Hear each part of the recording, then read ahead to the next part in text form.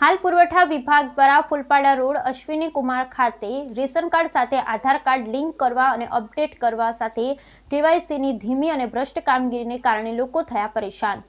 હાલ પુરવઠા વિભાગ દ્વારા ફૂલપાડા રોડ અશ્વિની કુમાર ખાતે રેશન કાર્ડ સાથે આધાર કાર્ડ લિંક અપડેટ કરવા તેમજ કેવાયસીની ધીમી અને ભ્રષ્ટ કામગીરીને કારણે લોકો થયા પરેશાન। લોકો પોતાના કામ ધંધા છોડી કલાકો સુધી લાઇનમાં ઊભા રહેવું પડે છે, છતાં કામ થતું નથી।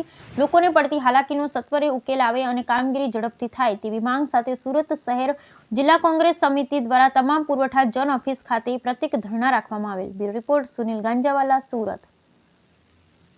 આજે સમગ્ર ગુજરાતની અંદર જે પુરવઠા ખાતાની અંદર જે કેવાયસી એટલે ગ્રાહકની જાણકારી માટે જે કાર્યક્રમ સરકારે ઉપાડ્યો છે એના માટે જે ધાંધલી અને જે ભ્રષ્ટાચાર થાય છે એ ચરમસીમા પર છે।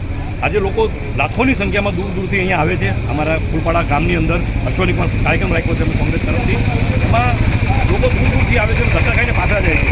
અમારા વડીલ છે, ક્યાંથી આ વડીલ તમે? વસાદ અમરોલી।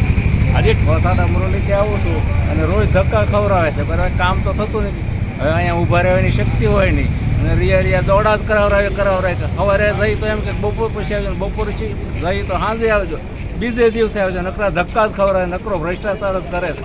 આજે ભારતીય જનતા પાર્ટી જ્યારે ચૂંટણી હોય ને ત્યારે કહે છે અમે બૂથ લેવલનું કામ કરી નાખ્યું, અમે માઇક્રો લેવલનું કામ કરી નાખ્યું, અમારા કાર્યકર્તા બૂથ લેવલે માઇક્રો લેવલે તૈયાર થઈ ગયા છે।